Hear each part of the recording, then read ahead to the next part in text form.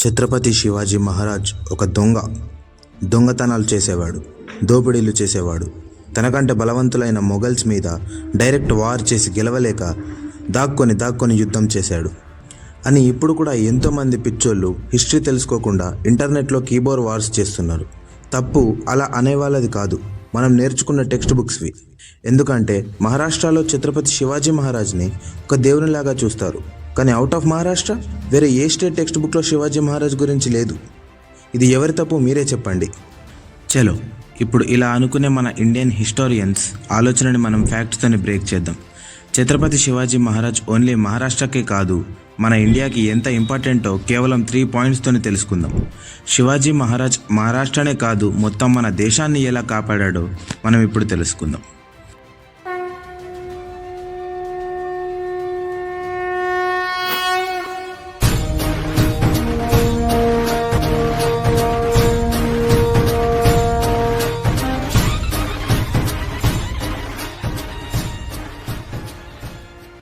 Point number 1, మనం ఈ పాయింట్ని ఈ మ్యాప్ని చూస్తూ స్టార్ట్ చేద్దాం.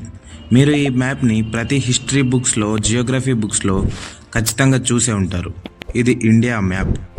ఈ ఇండియా కనీసం ఒక కంట్రీలా కాదు, ఈ మ్యాప్లో కూడా ఉండకపోతుండే ఒకవేళ శివాజీ మహారాజ్ కాపాడకపోయి ఉంటే.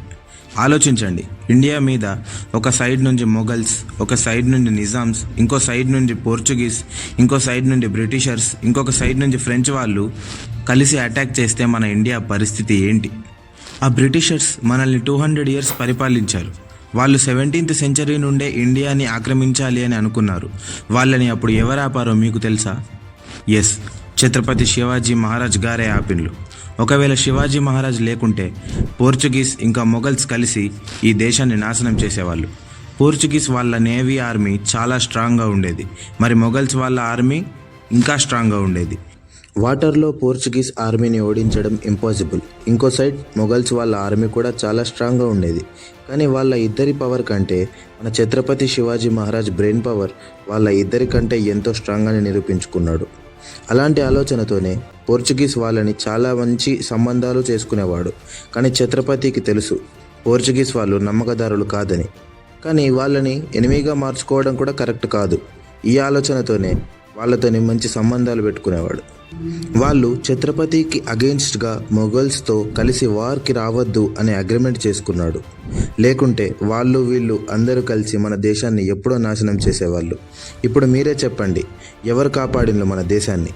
పాయింట్ నెంబర్ 2, మీరు అందరూ ఖచ్చితంగా నోటీస్ చేసే ఉంటారు, మన సౌత్లో ఉన్న టెంపుల్స్, హిస్టారికల్ ప్లేసెస్ నార్త్లో లేవు.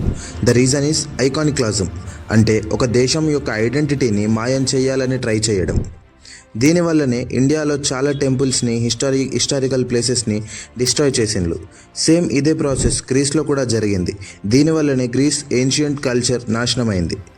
కానీ మన నార్త్ ఇండియా సైడ్ మీద ఎప్పుడు ఏ దేశం అటాక్ చేసినా వాళ్ళని ఫస్ట్గా అడ్డుకునేది శివాజీ మహారాజ్ గారే. శివాజీ మహారాజ్ చాలా న్యాయమైన వ్యక్తి.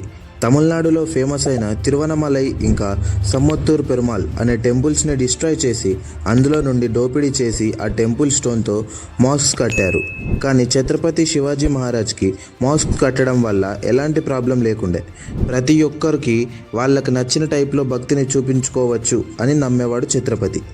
కానీ టెంపుల్స్ని కూలకట్టి వాటితో మాస్క్స్ కట్టడం, జనాల మధ్యలో భయాన్ని పెంచడం ఇది కరెక్ట్ కాదని శివాజీ మహారాజ్కి తెలుసు. అలా టెంపుల్స్ని కూలకొట్టడం, వాటిని దోపిడీ చేయడం ఇది ఒక దేవుడు చెప్తే చేసే పని కాదు, ఇదంతా రాక్షసులు చేసే పని.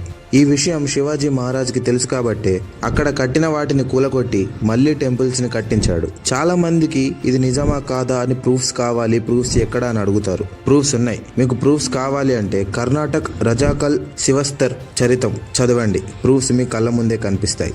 శివాజీ మహారాజ్కి హిందవీ స్వరాజ్యం అనే కళ ఉండేది. చాలా మందికి ఇప్పుడు అలాంటి కళ కనడానికి కూడా భయపడుతున్నారు. ఈ కాలంలో చాలా మంది అసలు నేను హిందువుని అని కూడా చెప్పుకుంటలేరు. అట్లా చెప్తే ఏదో పాపం చేసినట్టుగా ఫీల్ అవుతున్నారు. సెక్యులరిజం అనే పేరుతో హిందూ అనే ఐడెంటిటీనే మర్చిపోతున్నారు చాలా మంది. కానీ ఛత్రపతి శివాజీ మహారాజ్ కి ఎప్పుడు అది క్లియర్ గానే ఉండే, ఈ దేశం మనది, లోకల్స్ది, నీది, నాది, మనది, అందరిది. ఇదే మన దేశం యొక్క గొప్పతనం. మనం అందరినీ అతిథులుగా రాణిస్తాం. ఈ వెల్కమ్ ని రెస్పెక్ట్ చేసేవాళ్ళు మన వాళ్ళే, కానీ దీన్ని ఫర్ గ్రాంటెడ్ గా తీసుకొని తిరిగి మన మీదనే వార్స్ చేస్తారు చూడు, వాళ్ళు ఈ దేశానికి ఎనిమిసే కదా. ఛత్రపతి శివాజీ మహారాజ్ కి ఇది చాలా క్లియర్ గా ఉండేది. అందుకే ఈ రోజుకి కూడా శివాజీ మహారాజ్ ని మేనేజ్మెంట్ గురు అని అంటారు. శివాజీ మహారాజ్ ని చూసి మనం చాలా నేర్చుకోవాలి. ఎందుకంటే మహారాజ్ ఎప్పుడు మంచి పక్షానే యుద్ధం చేసేవాడు, న్యాయం కోసమే కష్టపడ్డాడు. అందుకే ఎప్పుడైనా శివాజీ మహారాజ్ ఒక గ్రేట్ వార్ గెలిచినా కూడా ఆ రాజ్యంలో ఉన్న లేడీస్ ని ఎప్పుడు రేప్ చేయలేదు, ఇళ్లను డిస్ట్రాయ్ చేయలేదు, పంట పొలాలను నాశనం చేయలేదు. ఈ పనులన్నీ దొంగలు చేస్తారు, దోపిడీలు చేసే వాళ్ళు చేస్తారు. కానీ ఇలాంటి పని శివాజీ మహారాజ్ ఇంతవరకు ఎప్పుడూ చేయలేదు. అందుకే తనని అందరూ అంటారు కదా, ద ట్రూ పీపుల్స్ కింగ్ అని.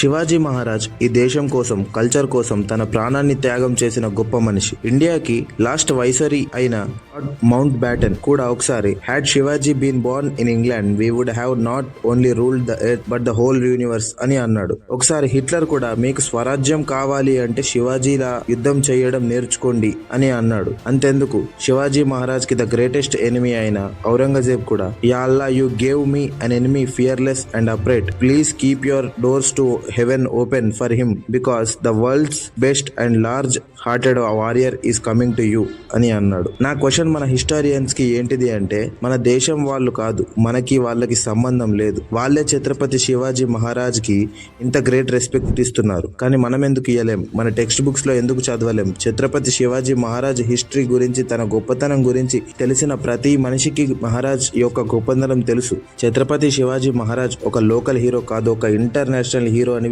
తెలుసు. ఇది మన పిల్లలకు కూడా తెలియాలి కదా, మన ఫ్యూచర్ జనరేషన్స్ కూడా తెలియాలి. ఇలా తెలియాలి అంటే టెక్స్ట్ బుక్స్ లో ఉండాలి. అయినా కూడా శివాజీ మహారాజ్ ఇప్పుడు గెలవడం లేదు. ఇప్పుడు కూడా శివాజీ మహారాజ్ ఓటమి పాలి అవుతున్నాడు. కానీ ఎందుకు? బిఫోర్ 2016 ఛత్రపతి శివాజీ మహారాజ్ గురించి ఎన్సీఆర్టీ టెక్స్ట్ బుక్స్ లో కేవలం ఒక లైన్ మాత్రమే ఉండేది. చాలా ప్రొటెక్ట్స్ తర్వాత, చాలా గొడవల తర్వాత ఒక చాప్టర్ ఇంట్రడ్యూస్ చేసిండు. కానీ ఒక చాప్టర్ సరిపోతుందా? శివాజీ మహారాజ్ గొప్పతనం గురించి ఒక చాప్టర్ లో ఎక్స్ప్లెయిన్ చేయగలుగుతారా? ఛత్రపతి శివాజీ మహారాజ్ గొప్పతనం గురించి ఎంత చెప్పినా తక్కువనే. శివాజీ మహారాజ్ వంటి ఎంతో మంది గొప్ప వ్యక్తులు ఉన్నారు, వాళ్ళ గురించి చాలా హిస్టరీస్ ఉన్నాయి. కానీ వాళ్ళ గురించి మన పిల్లలకు, ఫ్యూచర్ జనరేషన్స్ కి తెలియవు. ఎట్లా తెలుస్తాయి? వాళ్ళ గురించి అసలు టెక్స్ట్ బుక్స్ లో కానీ, బుక్స్ లో కానీ ఎక్కడ లేనప్పుడు. ఈ వీడియో కేవలం మహారాజ్ గురించే కాదు, మహారాజ్ వంటి ఎంతో మంది చాలా గొప్ప మనుషులు మన చరిత్రలో ఉన్నారు, వాళ్ళ గురించి. మోస్ట్ ఆఫ్ ద పీపుల్ కి తెలియదు వాళ్ళ గురించి అసలు. అయినా ఎట్లా తెలుస్తుంది? మనం చిన్నప్పటి నుంచి నేర్చుకుంటే కదా మనకు తెలిసేది. మన దేశం గురించి ప్రాణాలను కూడా త్యాగం చేసిన వాళ్ళకంటే నాశనం చేసిన వాళ్ళ గురించే మన టెక్స్ట్ బుక్స్ లో ఎక్కువ ఉంది కదా. ప్రతి స్టేట్ టెక్స్ట్ బుక్ లో వాళ్ళ స్టేట్ కి సంబంధించిన హీరో గురించి, వాళ్ళ గొప్పతనం గురించే ఉంది. కానీ వేరే స్టేట్స్ వాళ్ళకు కూడా వాళ్ళ వీరుల గురించి, వాళ్ళ వీరత్వం గురించి తెలవాలి కదా. మీరే కామెంట్స్ లో చెప్పండి, ఇది కరెక్టా కాదా? మహావీరులని గుర్తు చేసుకోవడం అంటే చౌక్ లో వాళ్ళ విగ్రహం పెట్టి ఎప్పుడో ఒకసారి దానికి మాలలేయడం, దండలేయడం కాదండి. వాళ్ళని మనం రోజు కాకుండా ఎప్పుడో ఒకసారి అన్న గుర్తు చేసుకోవడం. వాళ్ళ వల్లనే ఈ రోజు మనం ఇంత స్వాతంత్రంగా బతకగలుగుతున్నాం. మన స్కూల్ టెక్స్ట్ బుక్స్ లో ఫ్యాక్ట్స్ ఉండాలి కానీ ఐడియాలజీస్ కాదు అని అనేవాడు ఎస్ఎల్ భైరప్ప. 1960లో ప్రైమ్ మినిస్టర్ ఇందిరాగాంధీ గారు కూడా ఒక కమిటీని ఫామ్ చేశారు, మన టెక్స్ట్ బుక్స్ ని రివైజ్ చేయాలి. ఔరంగజేబ్ ఇంకా టిప్పు సుల్తాన్ గురించి మన టెక్స్ట్ బుక్స్ లో ఉండాలి, కానీ వాళ్ళు చేసిన నెగిటివ్ ఇంపాక్ట్ కూడా ఉండాలి అని అన్నాడు ఎస్ఎల్ భైరప్ప గారు. ఎప్పుడైతే ఈ నెగిటివ్ ఇంపాక్ట్ గురించి టెక్స్ట్ బుక్స్ లో ఇంప్లిమెంట్ చేయాలి అని అనుకున్నారో ఆ కమిటీనే డిస్మిస్ చేసిండు. ఇక మీరే ఆలోచించండి. దేశంలో చొరబడి మన కల్చర్ ని నాశనం చేసిన వాళ్ళ తప్పులని దాస్తూ వాళ్ళని మంచిగా చూపెట్టడం మన లీడర్స్ చేసిన పని. అది అప్పటి నుండి ఇప్పటి వరకు అలానే కొనసాగుతూ వస్తుంది. మన దేశంలో జరిగే సగం గొడవలకి కారణం కరెక్ట్గా హిస్టరీ తెలుసుకోకపోవడం.